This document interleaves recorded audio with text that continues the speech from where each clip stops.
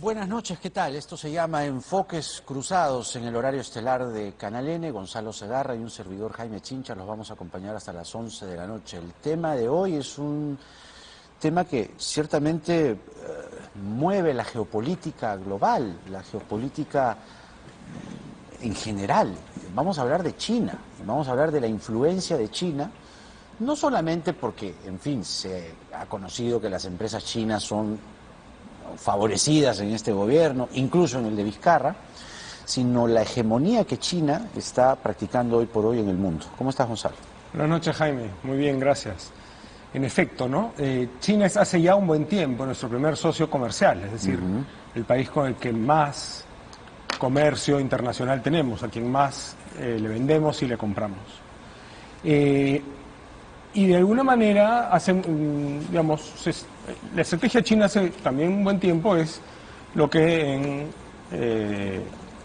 temas internacionales se llaman el soft power, ¿no? La influencia no violenta, ¿no?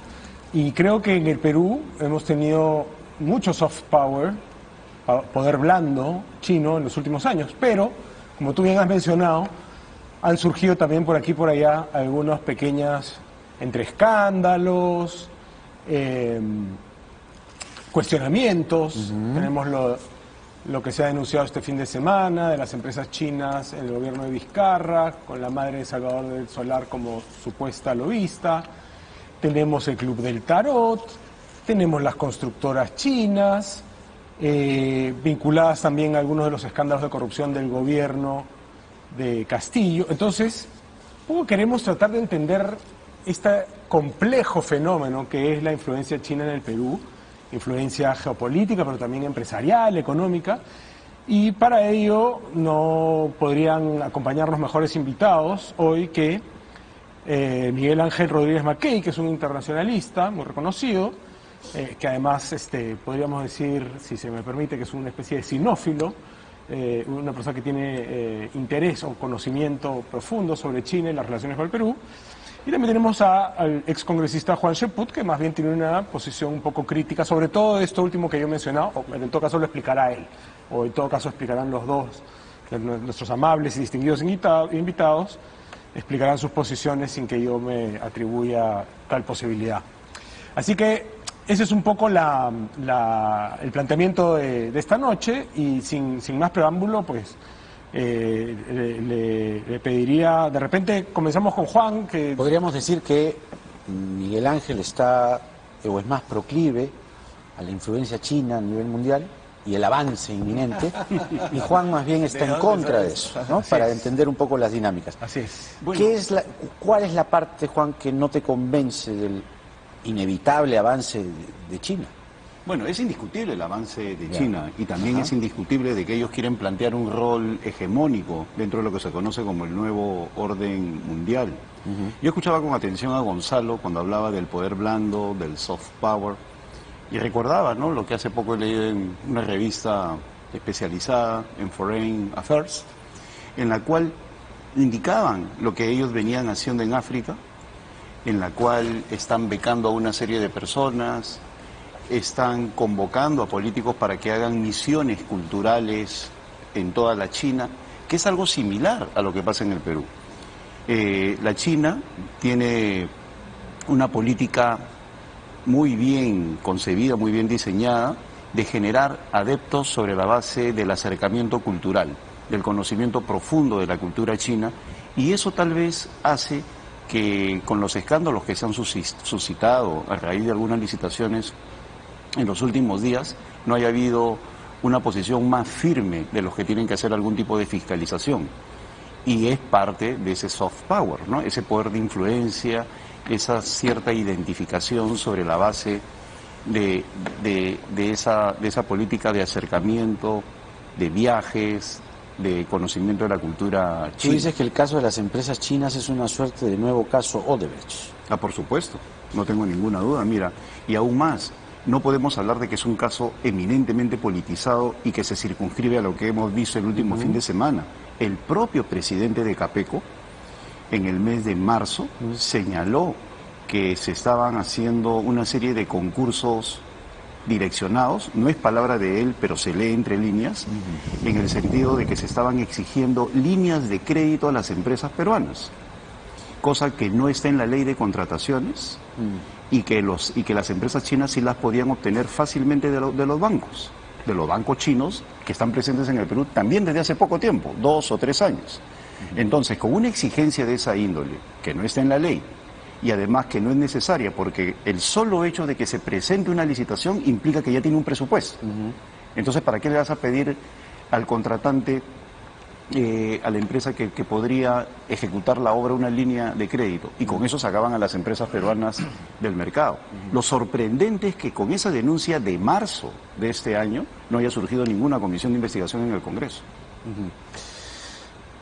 El libro El Partido, no sé si lo han leído, del periodista australiano McGregor, describe de una manera muy bien contada, tanto que fue censurado en China, cómo opera el Partido Comunista frente a empresas como Google, Coca-Cola. Prácticamente el buró del partido se sienta, ¿no?, con Google, con Coca-Cola, y dice, bueno, usted puede operar en China, perfecto, pero el 10% de las ganancias al partido. El buró en pleno con la empresa, entonces la empresa dice, bueno, esas son las reglas, ¿no? Entonces me lo recordé a partir de lo que estabas diciendo, llevando el asunto a un internacionalista como Miguel Ángel, precisamente para que nos pueda abrir la cancha y, ¿no?, mostrar, digamos, las artes de los chinos definitivamente pues son sinuosas, ¿no? El Partido Comunista lo es. Descríbenos un poco la situación actual, con esa forma sinuosa con la que actúan, ¿cómo están conquistando países? Sí, a ver, yo creo que, digamos, la percepción que tenemos sobre China en el mundo es la de un país que le está tocando su turno en el sistema internacional para empoderarse, le pisan los talones a Estados Unidos de América. El libreto desarrollado desde los tiempos de Deng Xiaoping hacia adelante ha sido consumar a China como un país extraordinariamente capitalista. Y para eso China se ha preparado. Aquí no es adicción a nada, simplemente que China se ha preparado. ¿Qué significa que China se prepare? Se prepara porque tenía 500, 600 millones de personas a las que saca de la pobreza. Y al hacerlo, entonces tiene un objetivo claro, y es propender a alcanzar ese nivel de hegemonía que Estados Unidos luego de la Primera y Segunda Guerra Mundial consigue. Y entonces para eso... Y que es natural en su historia, digamos. China ha sido la potencia... Pero además, Gonzalo, es natural porque es parte del proceso histórico que le corresponde a los países. O sea, esto no es una pura casualidad. Entonces, el libreto estuvo puesto. ¿Qué tiene que hacer China para conseguirlo? 2 cosas. Primero, buscar edituar el performance de la mejor calidad de vida para su gente. Si quieren ser la superpotencia del planeta, que todavía no lo son, entonces tienen que conseguir la mayor cantidad de materias primas. Entonces, los chinos desarrollaron en el sistema mundial la verdadera geopolítica del desarrollo. O sea, esto que últimamente hemos visto, la franja y la ruta, no es otra cosa que la escenificación contemporánea de lo que los chinos hicieron y que Marco Polo en el pasado empezó a mirar. La ruta de la seda. La ruta de la seda. Entonces, la nueva ruta de la seda. Sí. Y entonces, claro, si tú miras la reunión ahora nada más con tanto y sonante del BRICS, es una reunión donde, claro, cada uno de los que son miembros van con sus intereses. ¿Y cuál es el interés de China? Consolidar el espacio multilateralizado en el que tiene cancha abierta porque Estados Unidos está entretenido en seguir dándole insumos a una Ucrania frente a una Rusia que la ha invadido. Los chinos no quieren saber de guerras, los chinos no quieren saber de conflictos. Por ahora, por lo menos. Por ahora. Se siguen preparando, como dice Xi Jinping, hasta el 2050 seguramente, pero están abriendo la cancha. Entonces, no es que los chinos cojan lo que los estadounidenses estén dejando. Yo no los veo carroñeros. Los veo los chinos más bien que ingresan en esos espacios que Estados Unidos va dejando, los ve vulnerables, ya los vas a ver, en Afganistán. O sea, Bueno, en África, ¿no? o en Hoy África. día dominan África. América Latina está prácticamente en el marco y en el circuito. Ya ustedes lo han dicho, todos lo sabemos. Prácticamente los países de América del Sur tienen a China como su primer socio comercial. Salvo Colombia. ¿Qué significa esto en consecuencia, Jaime? De que China mira el espectro planetario como la enorme posibilidad para conseguir dar ese salto cualitativo que lo ponga en ese nivel de hegemonía planetaria que todavía no tiene el sistema internacional. De manera que así hay que mirarlo, y claro, y los chinos apuestan, y por eso con sus empresas, buscando las performances, invierten. Es verdad que todavía ese nivel de financiamiento en nuestros países no está en el nivel que se quisiera, pero invierten. Aquí están haciendo el puerto de Chancay. Eso. Justamente estaba revisando en mis apuntes Claro. que debe entrar a operar en el 2024 el puerto de Chancay, y las estimaciones es que debe movilizar alrededor de 1,5 millones de contenedores por año. Entonces puede ser una esperanza, Juan, ¿crees tú, de no solo alianza estratégica, no solo, porque además ellos tienen el sueño del famoso ferrocarril, ¿no?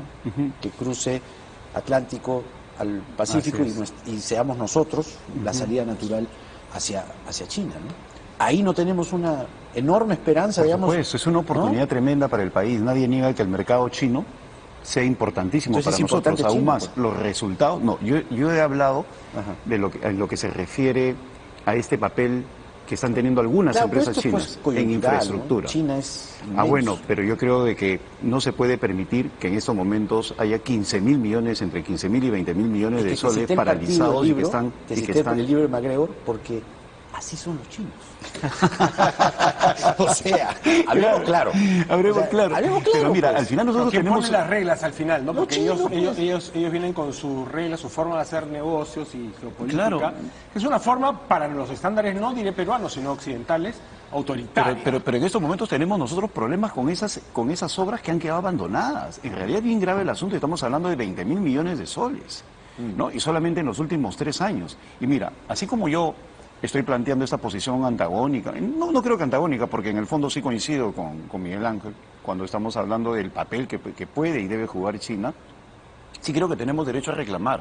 Mira, el mismo embajador Liang Yi, acaba de quejarse de lo que viene pasando con las Bambas. Así es. Y le ha dicho, y le ha exigido al Pero Estado también ha peruano... defendido a las empresas, a las constructoras, ha dicho que no se puede decir que son corruptas. Así es. Y ha dicho de que haría bien el gobierno peruano en investigar profundamente a dónde se han ido los 2.500 millones de soles que ellos le han dado a las comunidades de las Bambas, y cerca de 1 millón, y de esos 2.500, 500 millones, 1 millón a ¿Y hay cada... Chancay entonces? No, a lo que voy es que, así como él tiene con esta performance un ejercicio de soberanía, pues nosotros también tendríamos que investigar a las empresas chinas, porque definitivamente están abandonadas. No, Hay yo no digo eso, hospitales, pero hay todo ese tipo de estratégicamente cosas. sabes que hay Ahora, un riesgo ahí, ¿no?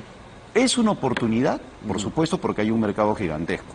En la reseña que ha hecho de cómo saca de la pobreza Miguel a cerca de 600, entre 600 y 800 personas, es tan grande la China que es difícil tener una precisión estadística o cuantitativa, pero saca a la gente de la pobreza. Es obvio que nosotros nos convertimos en un país que es privilegiado para sus intereses por la sencilla razón de que somos grandes proveedores de materias primas. Pero la pregunta es, ¿queremos ser una nueva Mongolia? Es decir, un país que no se desarrolla porque depende de un mercado chino, pero al cual solamente le envía productos consecuencia de una economía primaria, ¿no? Que crece algo, lo vendemos, sacamos algo de una mina y la vendemos sin que haya un valor agregado. Entonces, si nosotros empezamos a hacer de ese mercado una selección para ver en qué cosas podemos nosotros ejercer una transformación, darle mayor valor agregado, por supuesto que China será una oportunidad gigantesca, pero también tiene que haber una mejor relación. Ellos tienen que respetarnos un poco más desde el momento de que en estos momentos hay infraestructura abandonada como consecuencia de una inversión china que no está dando resultados pues en infraestructura.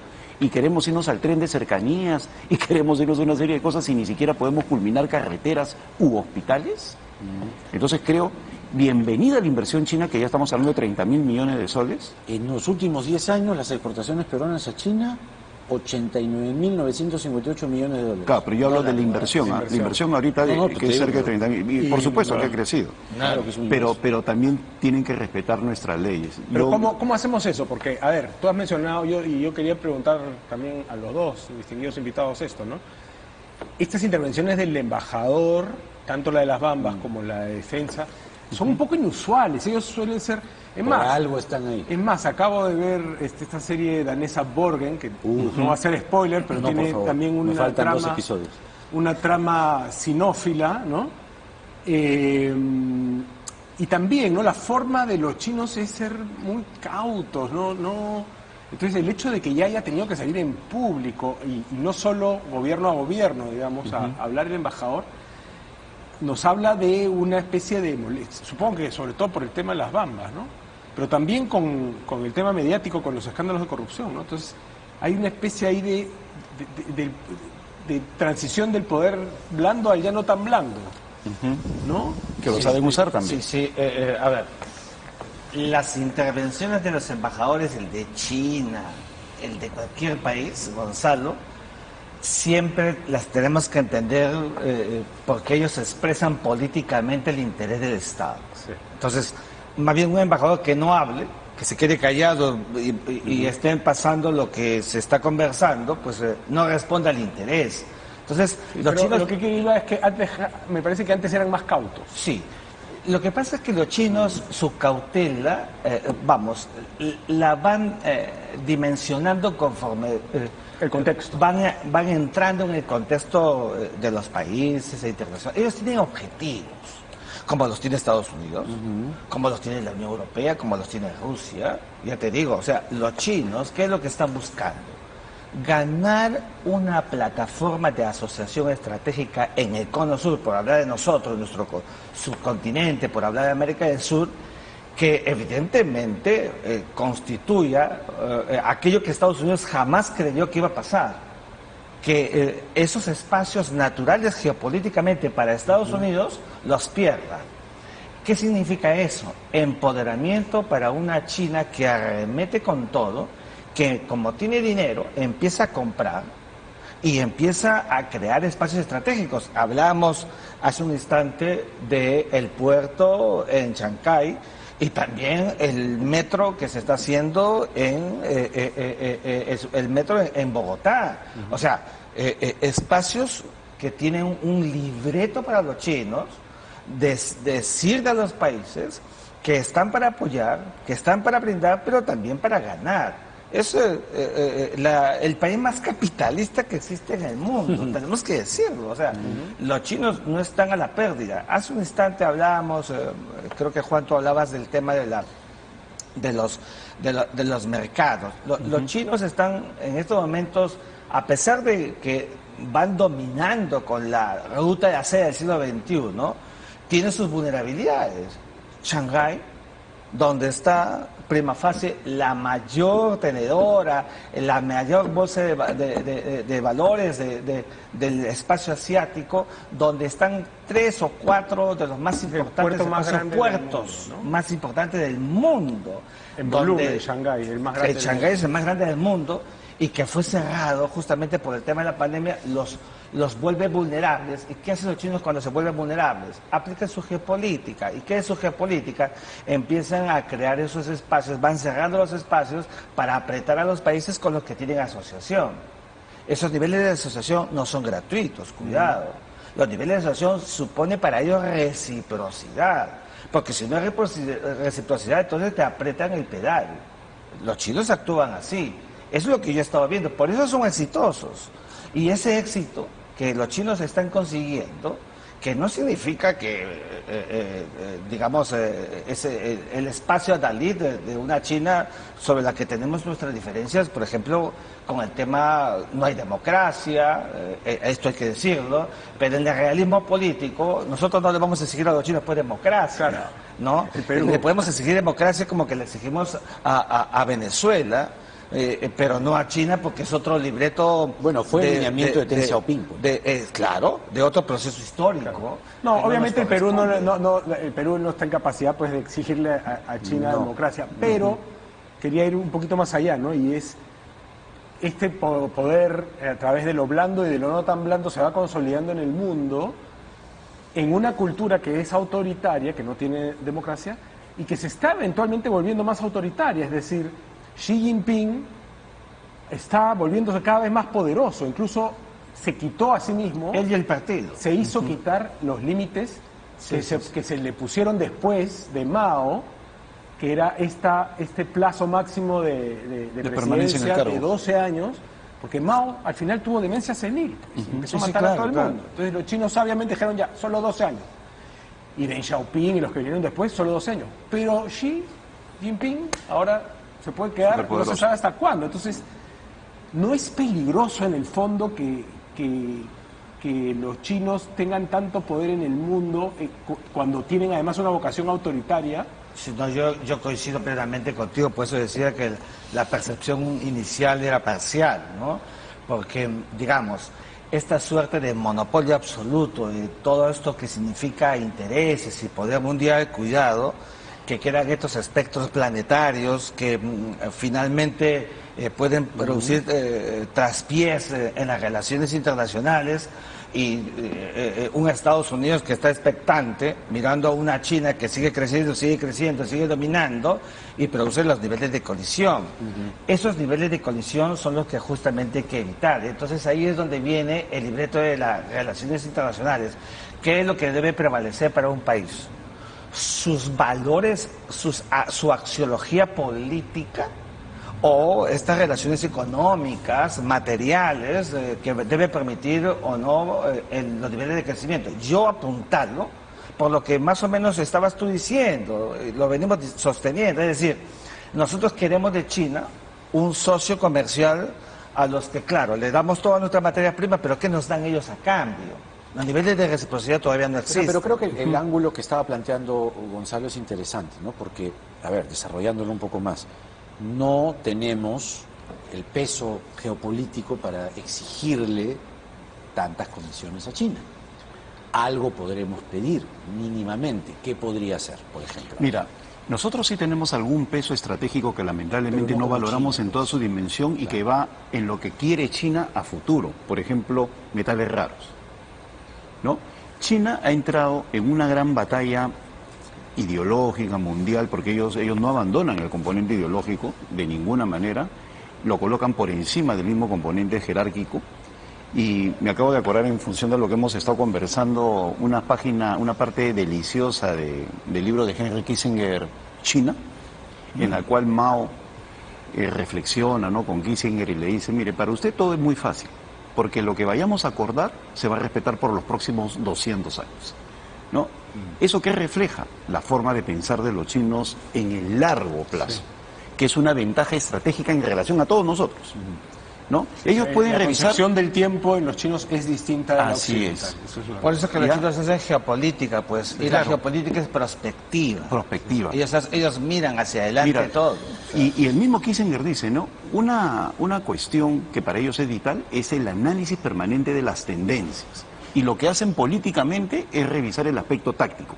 Que, por ejemplo, como decía Gonzalo, tú tienes una diplomacia china completamente discreta, efectivamente, pero en la parte táctica, cuando ante una coyuntura en la cual se está cuestionando a sus empresas y tienes una presión social en el tema de las bambas, pues salen al frente con firmeza, ejercen su hard power, ¿no? O sea, ya entran al poder duro y dicen, por si acaso tenemos un mercado que se puede cerrar, ¿no? Empiezan a deslizar posibilidades que hasta ese momento estaban ocultas, pero te lo empiezan a plasmar.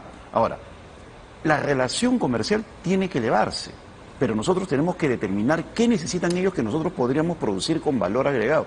Es el ejemplo del TLC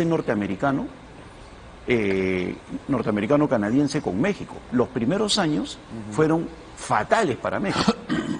¿Por qué? Porque era solamente maquila y más bien recibían todos los productos de Estados Unidos, pero ellos solamente podían dar maquila. Entonces, ¿qué hizo México? En 10 años, una gran transformación.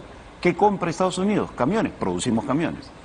Computadora, compramos los chips en China y ensamblamos las computadoras. Y el TLC los benefició. Ese ejercicio de transformación de nuestra industria, teniendo un mercado como el chino, es el que no estamos haciendo. Y eso es política pura, ¿no? Por eso acá... Tu idea esta de que las empresas chinas son el nuevo Odebrecht es muy sugerente. Yo te pediría que la desarrolles un poco más y que nos digas un poco cuáles son los peligros y cómo evitarlos para que no tengamos dentro de, no sé, 5 años, en vez de hablar de Odebrecht, hablemos de no sé qué empresa china. Del cártel del que dragón se compró, chino. Pues, a todos los presidentes, a todos los primeros ministros, ministros por aquí, por allá. Mira, se infiltró por acá. Antes tú mencionabas una serie de Netflix ahí en el mecanismo, hablan de que había un modelo que se repetía en diversos países. Bueno, en el caso chino también hay un modelo. Aparece un banco chino que empieza a generar las cartas de crédito, las cartas de fianza y las líneas de crédito que necesita una determinada empresa. Hay un silencio político verdaderamente inusual que se resigna ante lo que está pasando como un acto eminente de corrupción. Hay un escándalo de por medio, pues esas empresas chinas empiezan a contratar con empresas fantasmas peruanas. No hay un seguimiento de la justicia, porque lamentablemente cuando estalla el caso, la empresa china desaparece del mapa. O sea, mira lo que está pasando en el Perú. Se forma un consorcio, una empresa china con una empresa fantasmagórica, con un gerente general de 27 años que obtiene 500 millones de soles en licitación. Pero luego empieza a actuar la fiscalía y el banco le da la línea de financiamiento al consorcio. Y cuando quiere, y la carta fianza al mismo consorcio, y cuando quiere ejecutar la carta fianza, el consorcio desapareció y se queda solamente la empresa peruana. Y entonces la empresa china argumenta, el negocio fue con el consorcio, no con nosotros. Claro. Pero la investigación que debería partir del Congreso de la República ante una evidencia de un acto corrupto no existe. Entonces, ¿por qué hay ese silencio político? ¿Por qué en un país como el nuestro, tan necesitado de infraestructura, nos podemos permitir el hecho de que 20.000 millones de soles se vayan al agua y que hayan licitaciones cuestionadas como la de Sharjah, por ejemplo, en Huánuco, y tampoco se investiguen profundamente, ¿no? Que en ese caso estamos hablando también con una participación brasileña ahí. Pero en lo que estamos viendo con las empresas chinas, estamos notando que existe un modelo que se repite con participación inclusive de agencias extranjeras, pero hay un silencio político en la crítica y en la fiscalía que yo creo que es producto de ese trabajo chino que ha hecho de viajes, capacitaciones, becas y una serie de enamoramientos a nuestra clase política que hace que se inhiban de reclamar algo.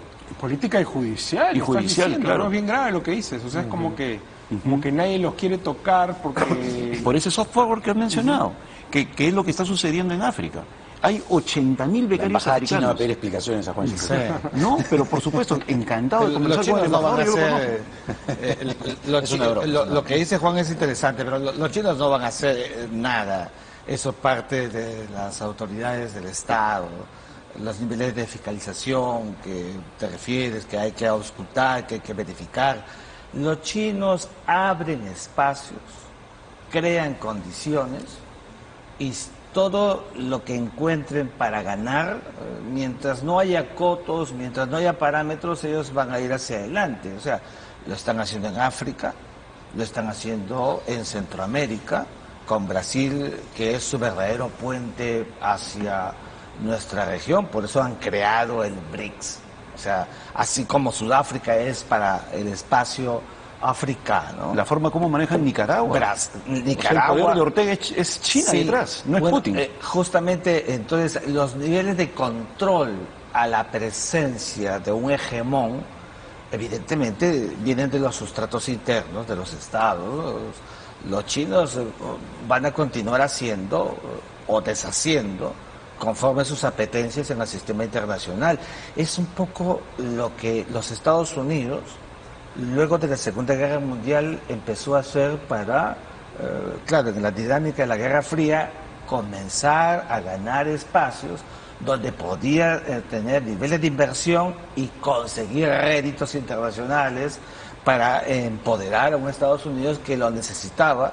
Y ahora que mencionabas tú a Henry Kissinger, ese mismo Henry Kissinger que le dijo una vez a Nixon que era que lo que más le preocupaba a usted era el mundo unipolar, y entonces le dice, bueno, yo déjeme ir, hago un viaje a la China secreto como el que hizo, se reúne con Mao y después de ese artificio la diplomacia del ping-pong. La diplomacia del ping-pong, y se crea todo ese espacio para inyectar a un Estados Unidos que había deshecho geopolíticamente al Asia, y los chinos, como contrapartida, no lo sabía Estados Unidos, empiezan a crecer, Rusia, la Unión Soviética empieza a caer, y los chinos empiezan a crear todo su espacio. En esa reunión famosa de Deng Xiaoping con Gorbachev. Con Gorbachev. ¿No? Que Gorbachev va preocupado, le dice, ¿cómo hacemos, hermano? Porque no se está cayendo todo esto. ¿Y eso cómo se llama? Deng Xiaoping le dice, eso se llama no te realismo preocupes, político. nosotros, así es, Realismo político. Nosotros nos vamos por allá. ¿no? Uh-huh. Seguimos, acá sigue el Partido Comunista, no te preocupes, hermano, acá sigue la hoz y el martillo, pero... Ahora, una cosa muy Capitalismo. interesante de ese paralelo entre Estados Unidos posguerra, Segunda Guerra, digamos, y la China, es que ambos, digamos, hay parecidos que podrían hacer que el fenómeno se pueda llamar en los dos casos como imperialismo. La diferencia es que el imperialismo norteamericano, entre comillas, despertaba pues resistencias en Latinoamérica enormes, en el Perú para empezar, Víctor Hugo de la Torre, ¿no? El antiimperialismo y el APRA. Y en cambio este imperialismo chino como que no despierta tanto rechazo en el mundo, ¿no? Y menos en Latinoamérica. Es decir, los gobiernos se acomodan, pero tampoco en la sociedad civil hay... Pero tampoco contra el imperio yanqui, digamos. En su momento sí, por lo menos como retórica política. Pero de la izquierda. Claro, pero eso era, respondió al momento de esta suerte Castro, ¿no? dialéctica, Claro. dialéctica Imperialismo yanqui, internacional, comunismo versus capitalismo.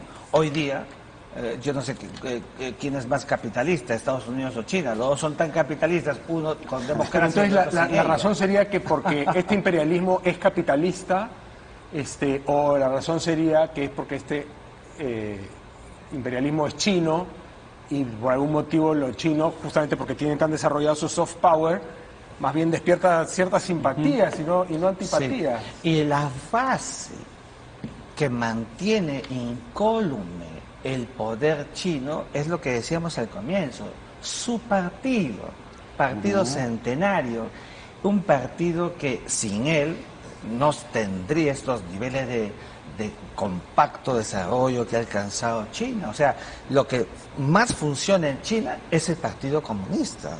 Ah, claro, comunista hacia adentro con sus perfiles de manejo duro, y hacia afuera la gran nación capitalista que había ideado Deng Xiaoping y que los ha convertido, es verdad, en los que le pisan los talones a Estados Unidos de América y que buscan, como dice en el 19º Partido Comunista, Xi Jinping, eso que llama felicidad. ¿Qué cosa es felicidad para los chinos?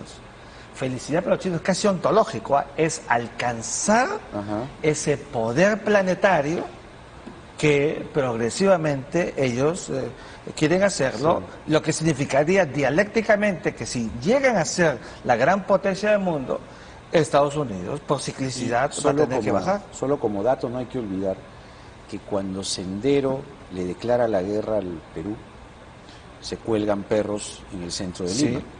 Y en esos perros, el cartel era contra Deng Xiaoping, el traidor. El traidor.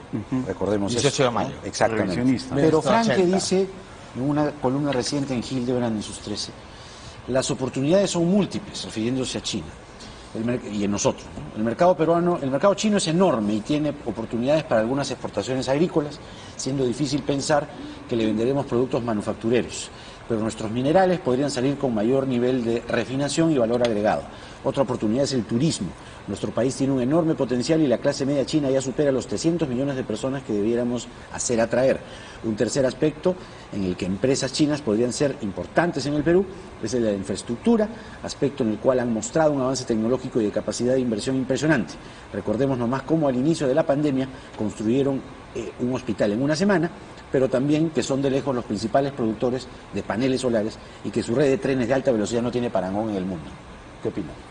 Bueno, a mí me parece interesante lo que dice Pedro, no deja de decir cosas reales, ¿no? pero mira cómo se está comportando la inversión china en el Perú.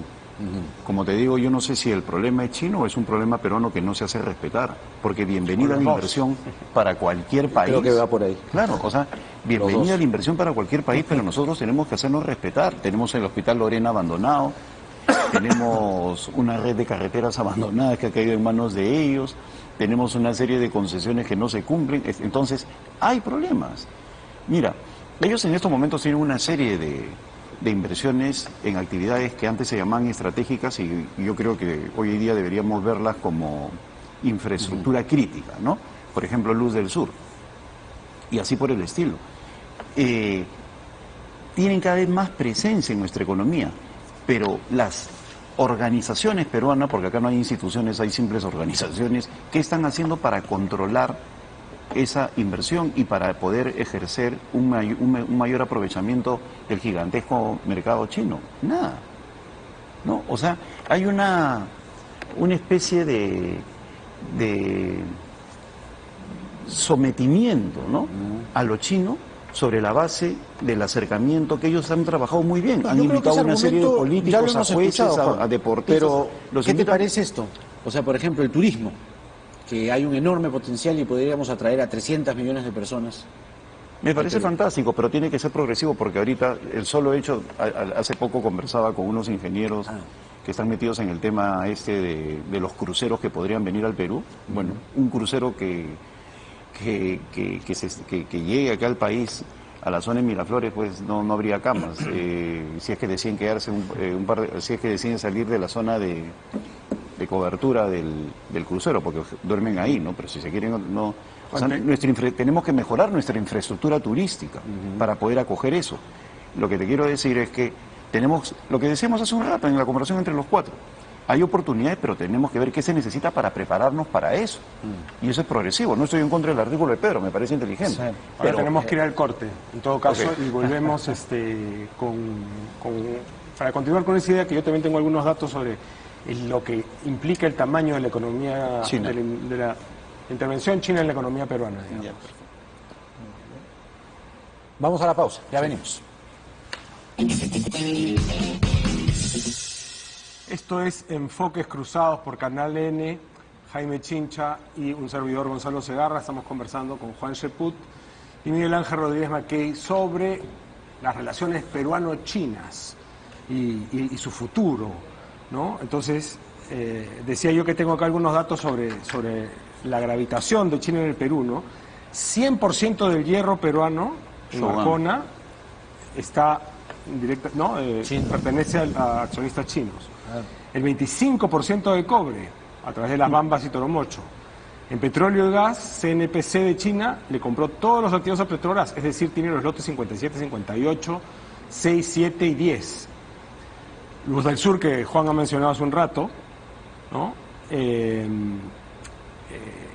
Chaya, bueno, el puerto de Chancay, que también se ha mencionado. El 80% de la harina de pescado que producimos se exporta a China. Y bueno, hay bancos, en fin. Y esto sin hablar de las constructoras, ¿no? Entonces, estamos demasiado infiltrados por los chinos. ¿Es esto demasiado? Deberíamos diversificar. Así como Juan decía que no deberíamos ser tan materia prima. Materia prima. Era parte de la idea que yo quería completar.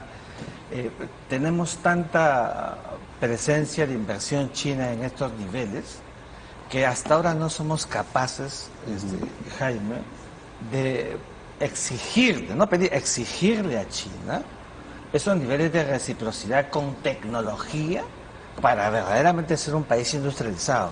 Mira que con Estados Unidos tampoco lo hemos hecho, cuidado, tenemos que ser claros, ¿no? Y ese es el gran problema, el drama nacional, que países hegemónicos vienen, invierten, el término que quieras usar, y nosotros no le exigimos, claro, porque en ese mercado se está ganando. Tengo una pregunta súper directa, Miguel Ángel, porque el otro día que estuvo acá Eduardo Segarra, que es un reconocido especialista en temas agrarios, nos decía que el TLC con Estados Unidos había adolecido, digamos, de mayor, de protecciones para el agro. Y yo te pregunto, el TLC con China, que fue un gran hito, ¿no es cierto? ¿Crees que tiene también algunas de estas inequidades? No, yo creo que el TLC con China, desde el 2013 hacia adelante, incluso ha tenido ajustes que se han venido haciendo para llevar a un mayor proceso que permita al Perú esos niveles de reciprocidad que se estaban buscando. Yo creo que el TLC ha creado un nivel de oportunidades, hay que decirlo. Cuanto más TLC tenga un país, mucho mejor. Por eso la política exterior de un país debe ser más TLC. Lo tenemos con China. Pero ahí está, pues, si tenemos con China un TLC, nosotros no solamente nos miramos como exportadores de materias primas y allí nos quedamos y nos contentamos casi como los exportadores de la República Aristocrática del siglo XIX, con la caña de azúcar, y claro, ganaban un montón de plata los exportadores y se quedaban callados, o el puro statu quo. Aquí lo que debemos hacer es que China, que tiene un desarrollo tecnológico que ha apuntalado, que en los últimos años sus tecnologías las han afinado, ya nadie puede decir que los autos chinos son malos el día de hoy. Hay que pedirle transferencia de tecnología. Y esos niveles Exactamente de dice eso, Frank. Claro, porque esos niveles de transferencia son pues lo que se exige para medianamente intentar ser como algún otro país de la subregión o de la región. Menciono el caso México, caso Brasil, que lograron discrecionalmente sus procesos de industrialización en el marco en el que están, y nosotros seguimos en pañales. Entonces ahí es donde está la enorme oportunidad. ¿Para qué hacerlo? Con esto acabo. Carácter que no se tiene en la autoridad peruana de exigirle a China que sigue apostando, que sigue buscando espacios, marcos, porque necesitan minerales, si no nunca serán la superpotencia del mundo, y nosotros sentarnos en una mesa y pedirles que esos niveles de tecnología lleguen de verdad que en los formatos que se requiere para que el Perú pueda ser un país de enormes oportunidades. Mientras eso no pase, se seguirá repitiendo esto que es ya bicentenario en el reciclaje internacional de países que tienen tantos recursos y que siguen siendo mendigos sentados en un banco de oro. Mira, ahí hay un tema que es importantísimo. La transferencia de tecnología se hace fundamentalmente a través de la juventud. De la juventud. Y en la medida que no tengamos una masa crítica de jóvenes adecuadamente preparada, con conocimiento del inglés, creo que el per cápita o el número de estudiantes universitarios peruanos que dominan el inglés es ínfimo en relación a la media latinoamericana.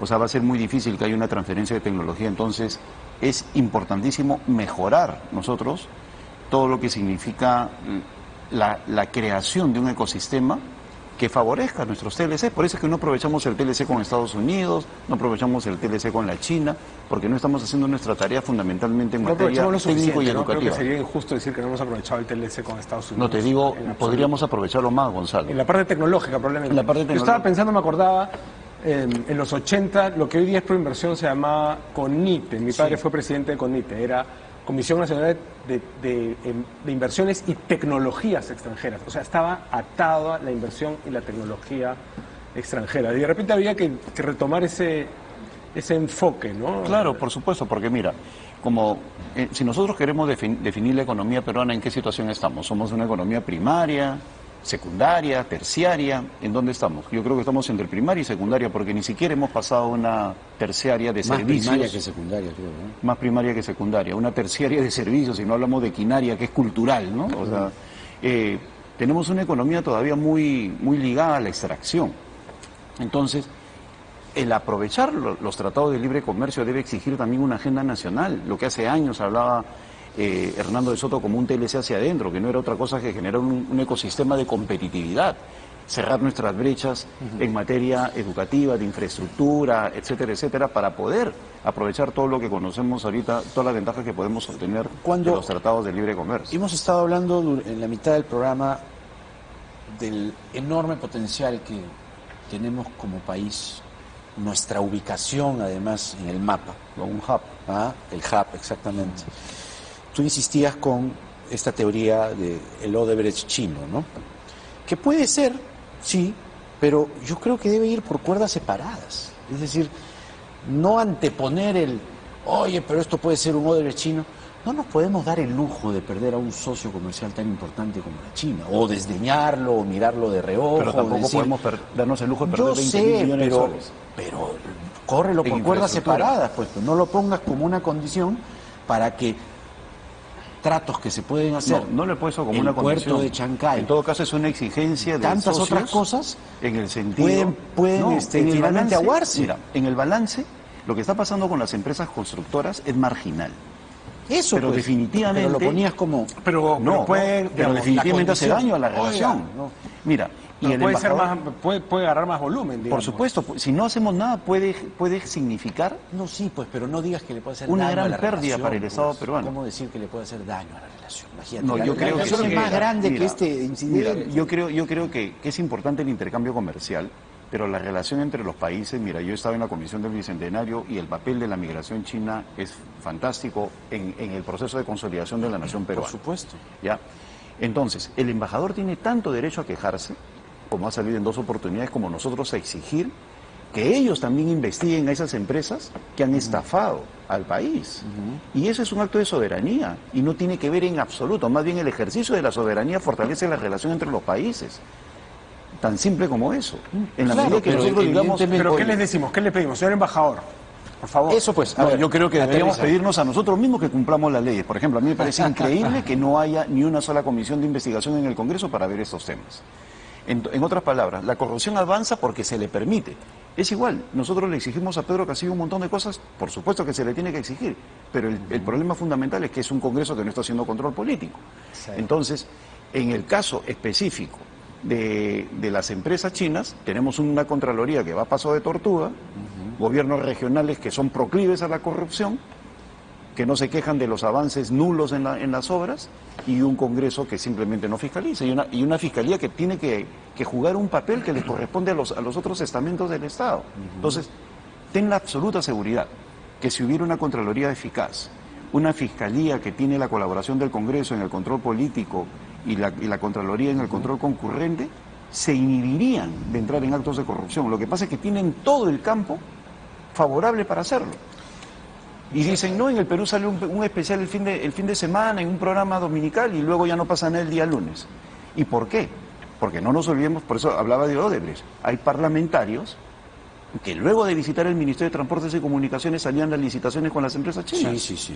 No, entonces, estamos hablando... No, pero yo te hablo de algo más grande, pues. Pero Sí. por supuesto que tenemos que El priorizarlo, socio comercial ¿verdad? más importante de A Perú como eso- hub. a eso Perú yo- como yo hub. quiero llegar a eso. No lo puedes poner Por como esa una relación condición, histórica pues, no podemos a permitir continuar o no la que algo relación. marginal la dañe. Claro, pero no puedes poner como condición para que la relación con el No, socio no es comercial una condición, se vuelvo a estropee. decir.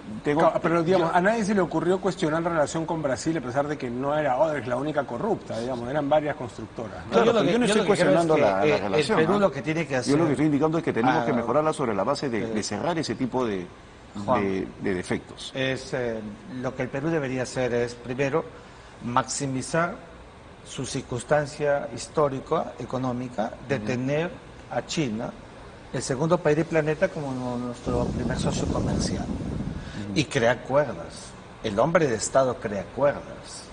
Una cuerda que revitaliza la relación, que no descuida lo que tú estás diciendo, que hay que entrar de lleno para evitar justamente estos malos perfiles que deterioran los procesos de relaciones, sobre todo por el tema de la corrupción, pero hay una visión macro. O sea, lo que nunca debe hacer un país periférico como el Perú es pelearse con el hegemón del mundo o los hegemones del mundo. Eso hay que cuidarlo. Y entonces, claro, para eso se crean vasos comunicantes, las arterias por las que vamos a establecer las mejores relaciones con una China, pero que no nos vean como tontos, pues que nos vean como un país que tenemos tesitura nacional, soberanía, y que queremos establecer las mejores vinculaciones, queremos que nos dé su tecnología y que la otra cuerda se siga viendo en el nivel Por que eso, corresponda. yo no he planteado el No, yo tema lo sé. como, ¿no? Como, ya hay que agachar la cabeza con los chinos. No, sino ellos nos necesitan. No necesitan. Porque la ubicación que tenemos es privilegiada No, para mira, ellos. Por eso el puerto. La ruta de la Mira, seda bloques es como la una- alianza, perdón, Miguel, quería comentar algo que tú dominas porque me acaba de decir que has estado en Bogotá. Bloques como el de la Alianza del Pacífico, México, Colombia, Perú, Chile, se hacen Que ya pensando fue, en el ¿no? gran mercado Ya asiático. fue, digo, ¿no? La Alianza del Pacífico. Bueno, ya. yo creo que, ¿Ah? pero de todas maneras, mira, las ventajas Colombia, competitivas. chao. México, chao. Chile, hasta más vernos. Y Perú, ya se acabó la Alianza del Pacífico, hermano. No, yo creo que es En el bloque capitalista de Yo América. voltearía la Pero se hablaba del pero Tratado de creo que de Versalles, y ya fue. hablaría de una alianza del Pacífico con sentido social. Yo no tengo, lo he dicho siempre, prejuicios por la izquierda. Tú sabes que yo no soy de izquierda ni tampoco de derecha. Soy un hombre cultivado en el centro. Pero no tendría prejuicios. Yo creo que la alianza del Pacífico, ahora con este nuevo escenario, con regímenes, con gobiernos de izquierda, pues deberá capitalizar lo que tiene, imbricarse en sus relaciones. La octava economía del sistema internacional tiene 62 economías observadoras de la alianza, y a partir de allí, sin ideologías. Es la izquierda del siglo XXI, a mi juicio. La izquierda del siglo XXI es la izquierda pues capitalista. Ahí está China. China es el país más capitalista. Petro, del la sistema noche internacional. de lo conocido los resultados, dijo que él va a promover el capitalismo capitalismo. en Colombia. Claro. Ahora, hay que ver que eso Bueno, se traduzca en los hechos. claro. Si es una influencia china, quién sabe, aunque las formas Claro, democráticas pero lo que yo quería espero que las recordar es que respeten, ¿no? bloques de ese Yo creo tipo que sí. se hacen pensando en China y el papel que va a tener en el siglo XXI y todo el papel del Océano Pacífico. El mismo puerto se hace pensando en esa suerte de integración. O sea, las oportunidades están. El pero hijo yo de creo- Bolsonaro ha hecho pues no un mapa, ¿no? Ha puesto banderitas así comunistas. Yo creo que se ha ¿no? formado una hoz ahorita. ahí El en- puerto de Chancay es Está pensado la en eso. geopolítica china desde Brasil, entrar, penetrar, salir al Pacífico y abrir espacio a esa cuenca que Estados Unidos la estaba recreando desde 1989 cuando se crea. Ya con el este puerto se mecanismo hace de- viable o se hace posible el tren. Vamos a tener Shanghái, Chancay. Chancay. Así Chancay, una sí, ruta- ya está. Chancay. Listo. Ha sido muy interesante esta conversación. Les agradecemos mucho a Miguel Rodríguez Mackey y a Juan Sheput por hablar de China. Muchas gracias. Gracias. No a es los habitual invitados. hablar de China una hora en televisión. Gonzalo, este programa regresa mañana a las 10 de la noche en el horario estelar de Canal Nos N. vemos mañana, Jaime. Me permito un minuto.